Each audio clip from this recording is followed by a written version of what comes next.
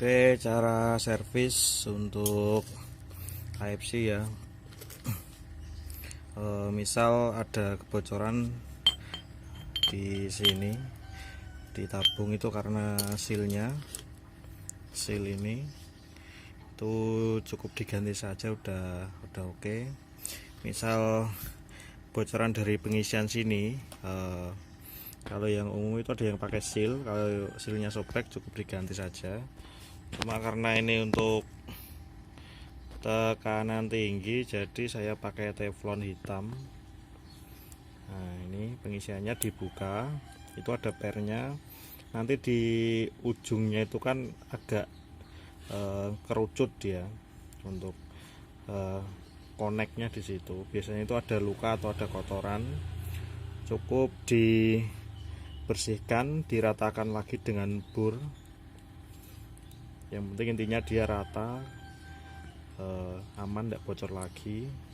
Kalau dari mano biasanya sih, kalau bocor dari mano ya biasanya kurang kencang, atau teflonnya ini teflon yang buat nok-nokan itu biasanya agak sobek atau terlalu tipis. Nah, ini yang inti juga, kalau bocornya dari rumah top head itu biasanya ini sealnya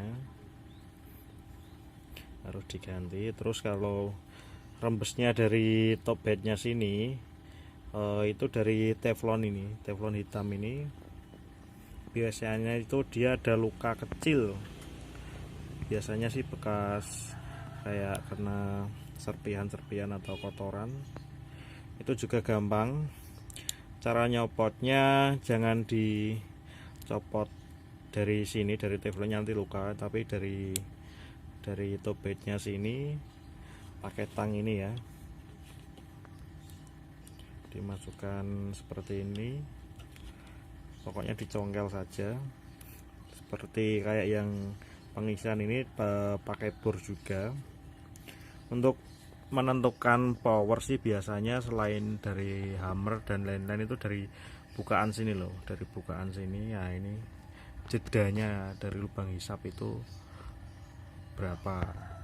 Kalau mau yang anti damping biasanya ya itu mepet banget teflonnya. Bentar, kurang fokus, nggak bisa fokus.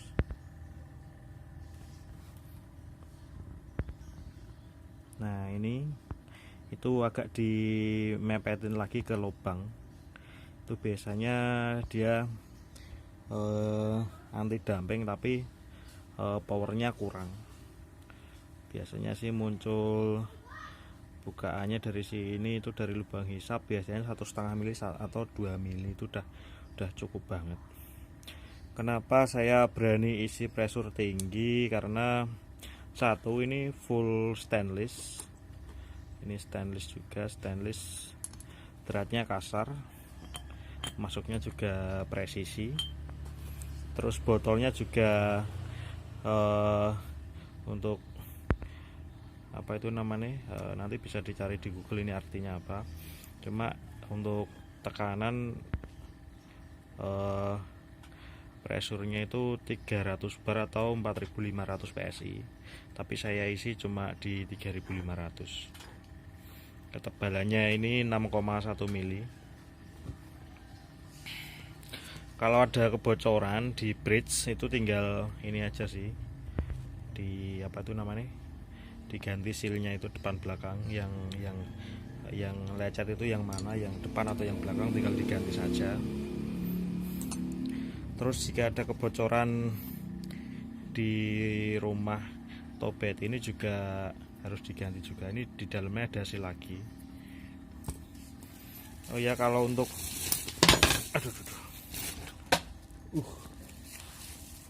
kokang apa itu namanya, kokang power well atau jika ada power well yang macet,